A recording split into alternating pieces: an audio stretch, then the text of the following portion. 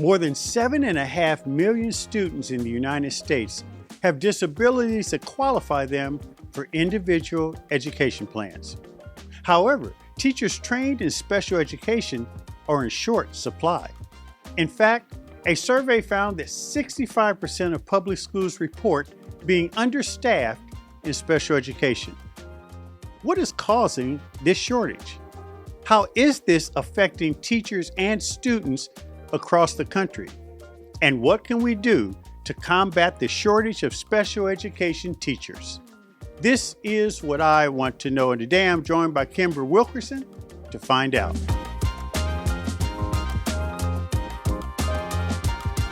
Kimber Wilkerson is a professor of education at the University of Wisconsin-Madison. She has broad expertise in preparing teachers to provide instruction to students with disabilities and improve their long-term outcomes. She joins us today to discuss how we can combat the shortage of special education teachers. Kimber, welcome to the show. Once again, Kimber Wilkerson, thank you so much for joining us. It's so good to have you on. You are an esteemed expert in the area of special education, and I want to talk about that. But I always ask my guests, how did they get where they are? I mean, when you were that little girl growing up, did you see yourself as a special education teacher and doing this kind of work? It's always an interesting question, isn't it? Yeah. I did not see myself as a teacher growing up. In fact, my undergraduate degree was in engineering and computer science. Oh, wow. But as a college student, I volunteered at a local school, and I was just placed with a special educator because that's where they needed someone. And I really enjoyed it. I enjoyed working with the kids, working in the school. And so then I ended up getting my master's degree in special education and becoming a special educator after that.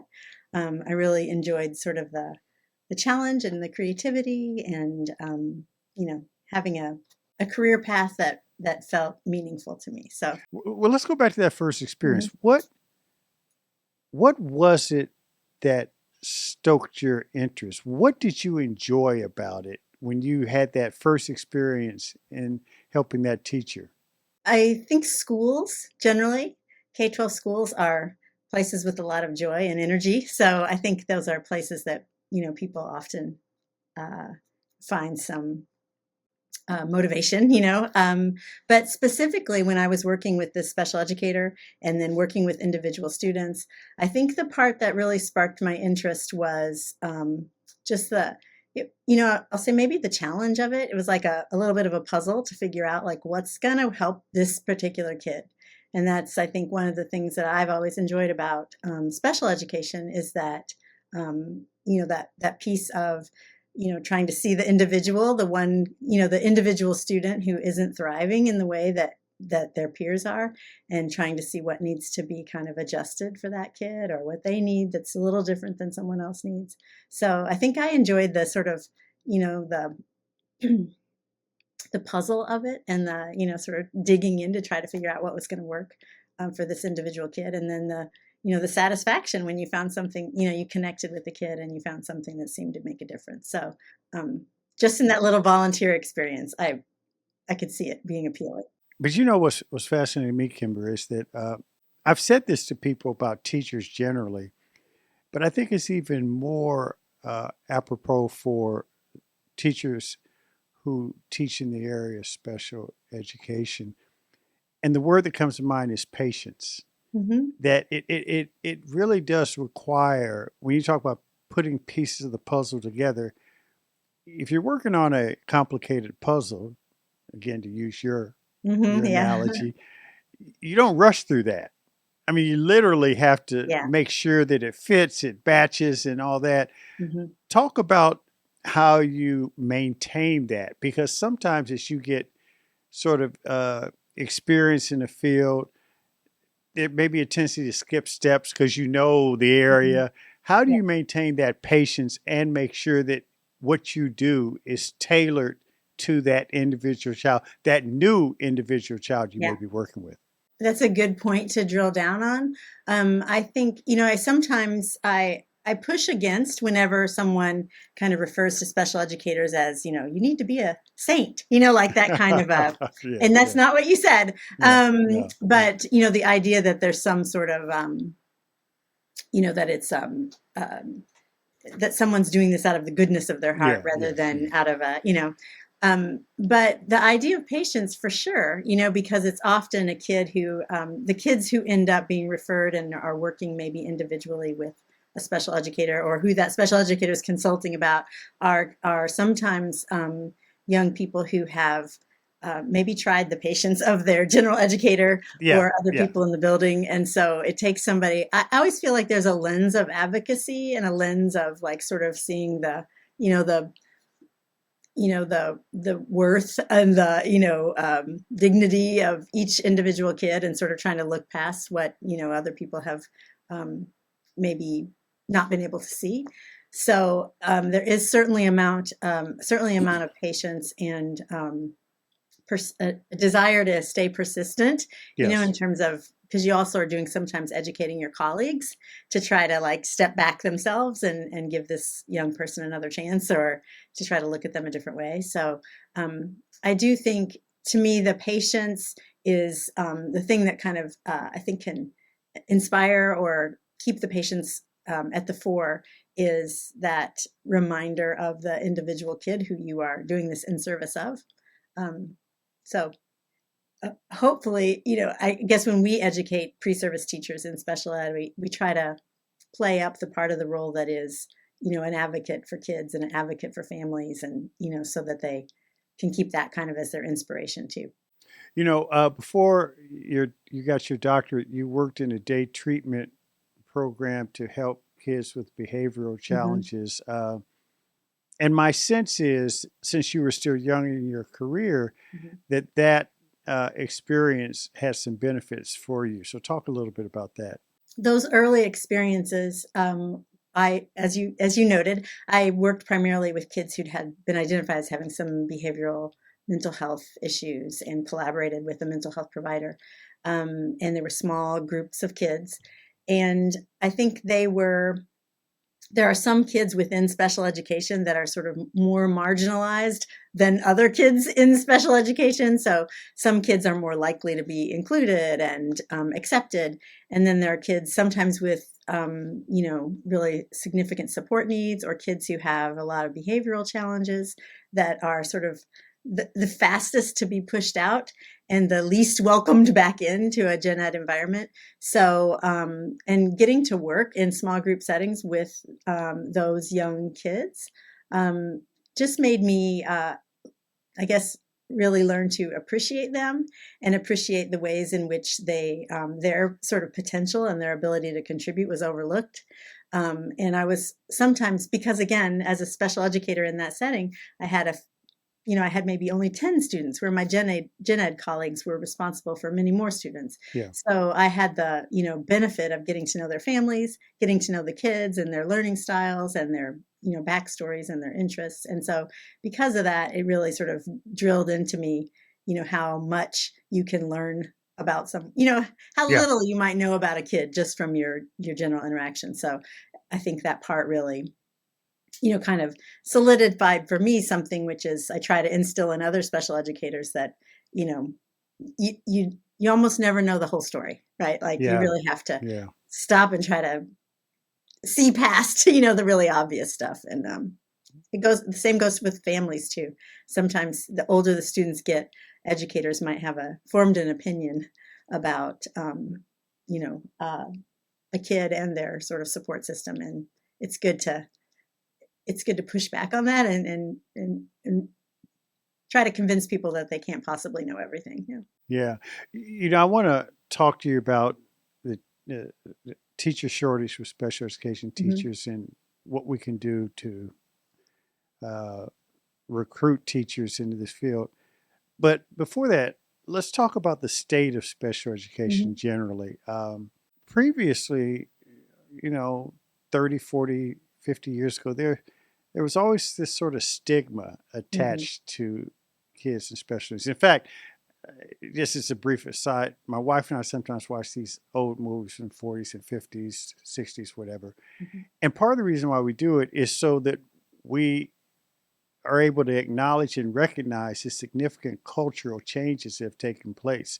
The way women are portrayed, folks of Mhm. color are portrayed and referred to Mhm. is totally different. When you look at these movies, what was acceptable, even the language and how Yeah. folks were addressed, is totally changed. You couldn't even imagine films being made like that today.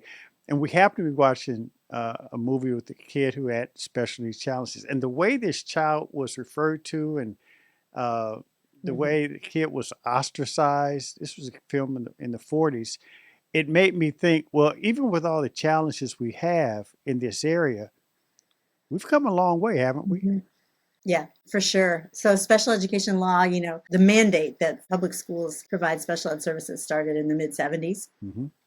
And certainly there's unevenness in some places.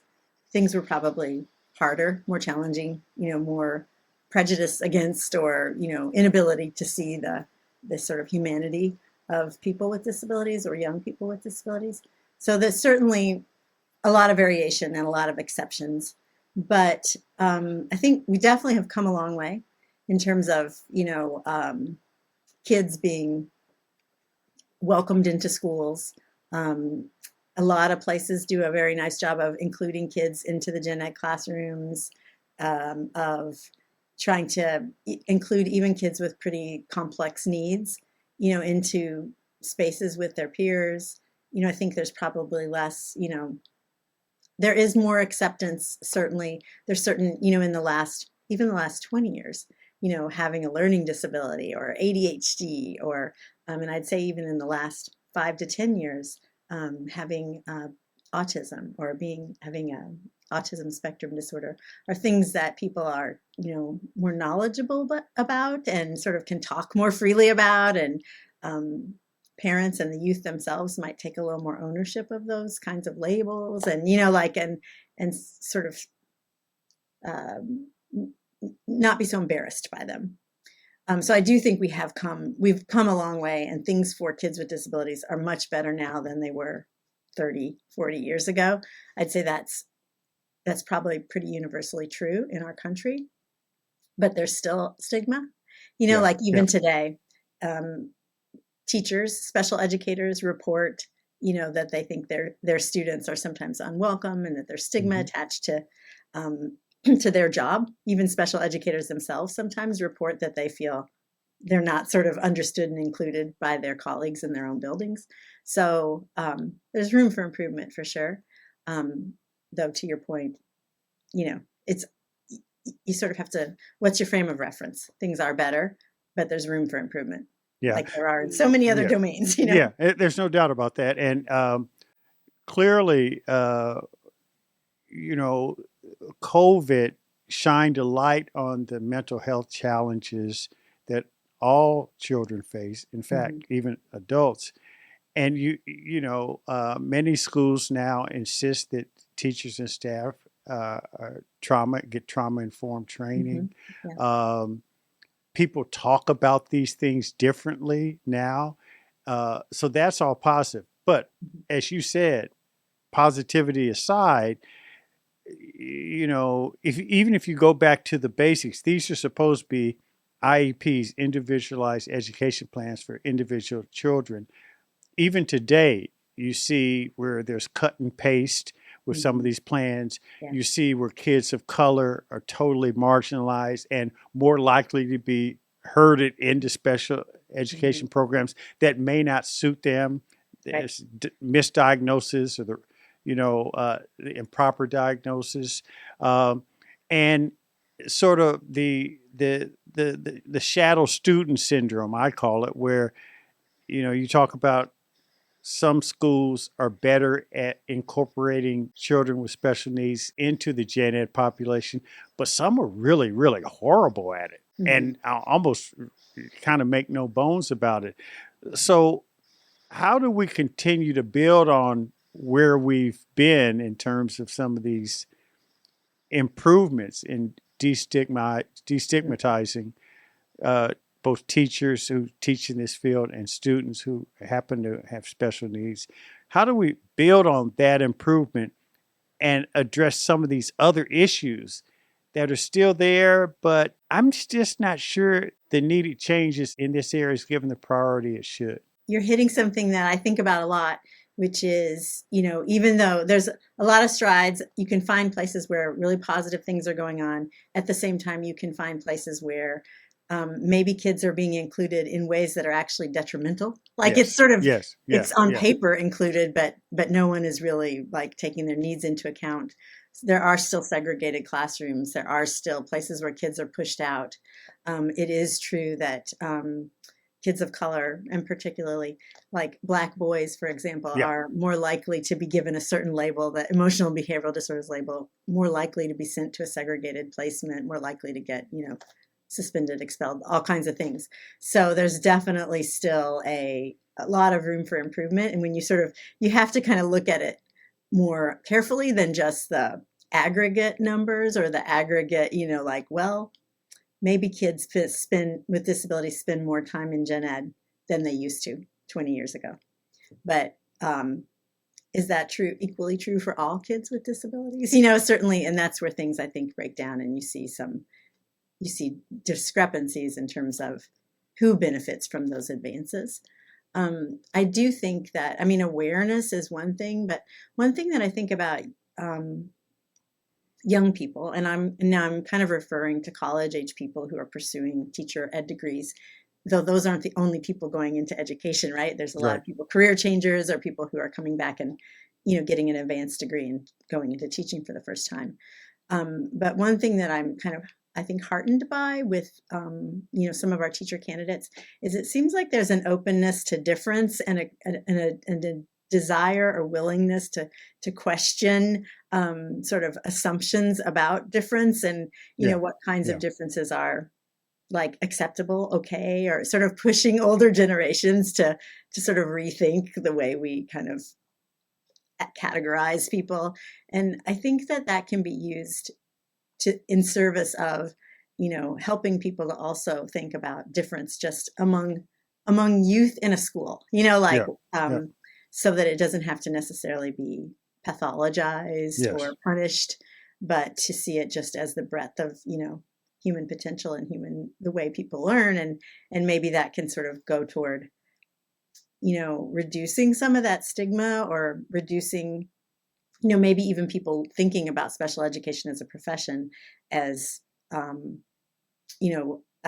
lever of change in a school in terms of, trying to advocate for the building to have more, um, whether it's more patience, whether it's, a desire to, be less, sort of less, um, to think that there's one right way, yeah, and the yeah. students who don't sort of fit into that, need to be treated differently. So, so I don't know. I hope I didn't sidestep your question, but I do think there's this sort of, we might have the possibility to kind of capitalize on these kind of notions of difference in our larger community, and to try to use that to the advantage of kids who end up in special education. Yeah, that's well said, Ashley. And I couldn't agree with you more. I do think that for years we've had this expression that sort of encourages activism, but really just encourages, young people to speak their mind. That's question authority.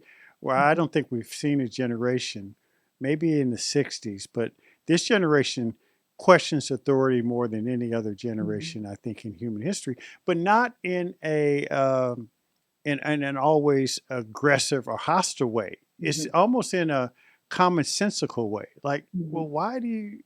We've always done it this way. Well, why? Mhm. Doesn't it make Yeah. sense? So, and I think that you're right that that sort of mindset that could, if it permeates, Mhm. particularly as folks in that generation, college age, Mhm. 20s, start to move up through the ranks, that could create a sea change.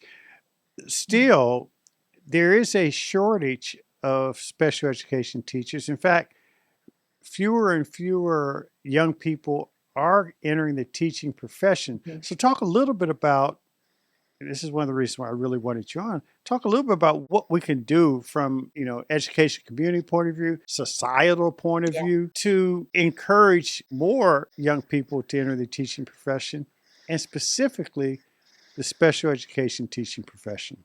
Yeah. As you noted, it's a challenge right now.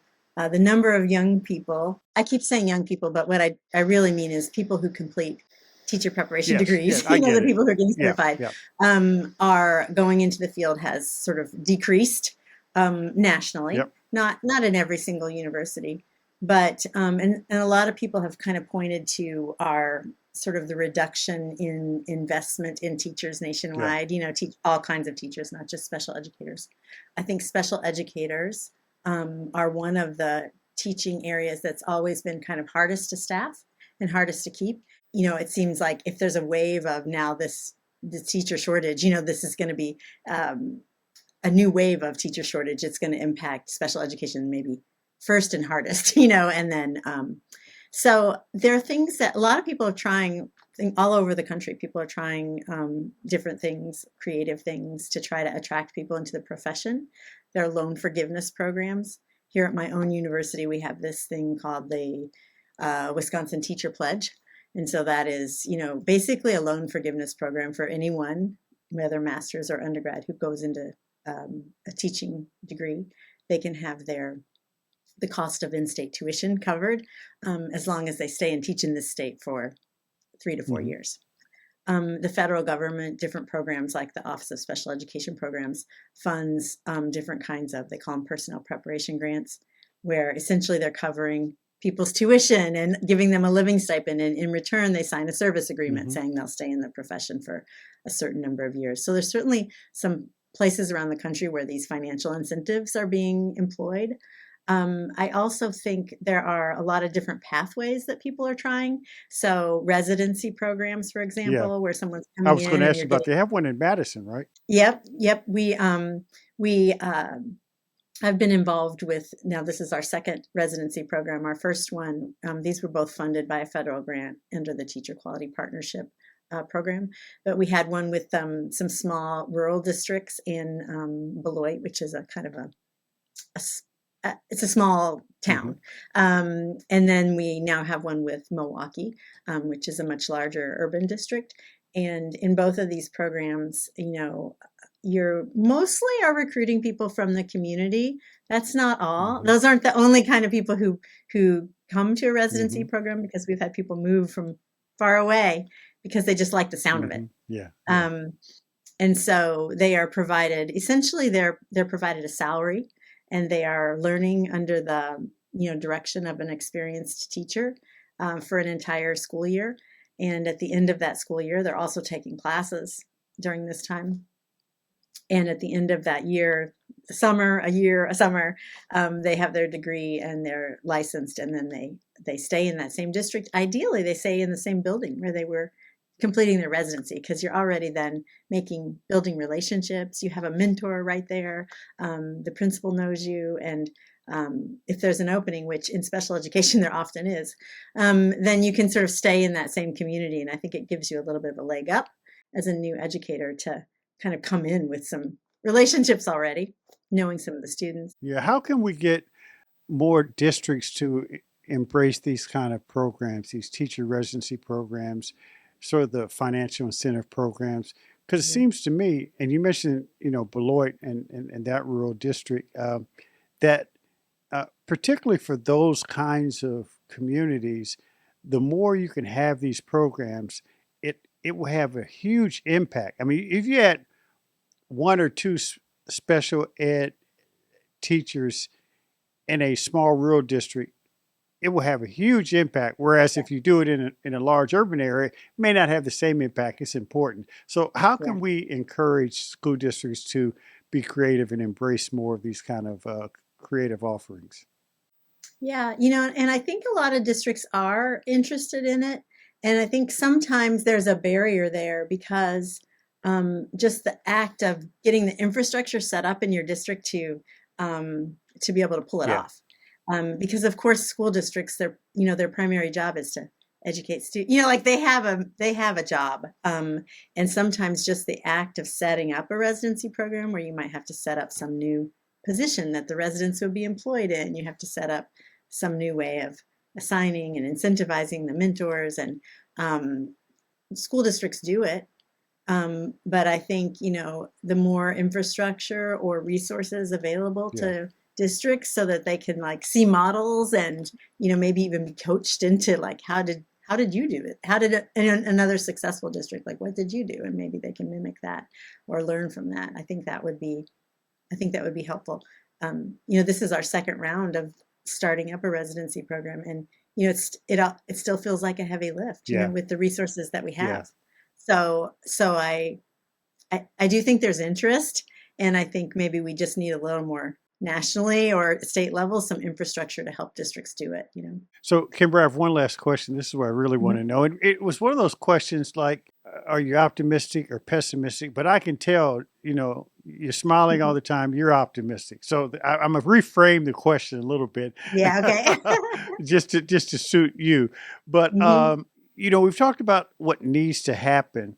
What are some of the signs that could happen in the future in terms of how we manage, the special education need community that will make you feel like, okay, we're really embracing systemic change in a bigger way across the board? Because it seems like in the 70s we had the change, and then the 90s, folks were focused on cleaning up some of those school districts that weren't really, and now we almost hit this period of status quo.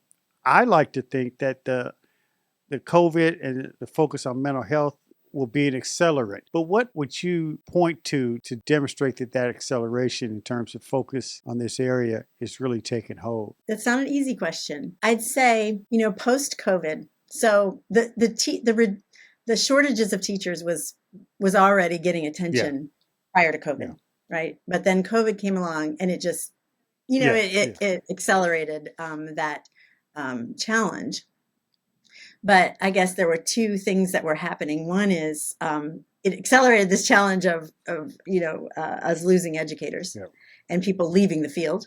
But it also opened up, I think, creativity. And a lot of people post-COVID have sort of pushed back on we could let some kids learn online. What we could do that, there's a lot of I don't know. We did it before. Why can't we do it now? So I do think that is it's opened up some sort of creative gates for people.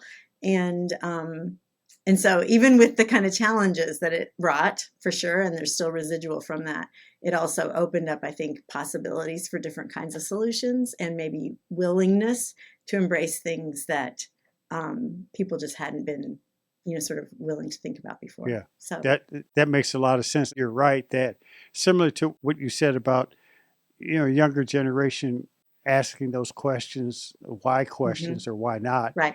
That now educators who've been used to old school methods are embracing those kind of questions as well, which is hope for the future. Well, Kimber Wilkerson, thank you so much. I enjoyed the conversation. I appreciate you joining us on What I Want to Know. Yeah, thank you so much for having me. I enjoyed it as well. Thanks for listening to What I Want to Know. Be sure to follow and subscribe to the show on Apple Podcasts, Spotify, or your favorite podcast app so you can explore other episodes and dive into our discussions on the future of education.